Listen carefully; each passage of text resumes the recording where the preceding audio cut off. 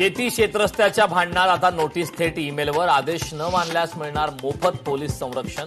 महसूल मंत्री चंद्रशेखर बावनकुळे यांचा मोठा निर्णय. मुसळधार पावसामुळे पालघरच्या धामणी धरणाचा साठा 94%वर. धरणाच्या पाण्यामुळे सूर्या नदीला पूर. गुजरातमध्ये वलसाड आणि वापी परिसरात पूरसदृश्य परिस्थिती.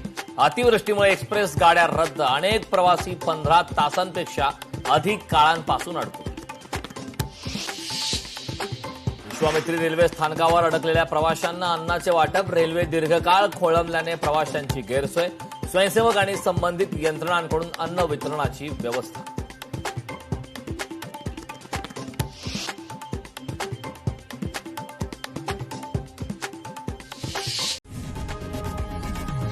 लोकशाही मराठी ऐका, पहा, जागरूक रहा.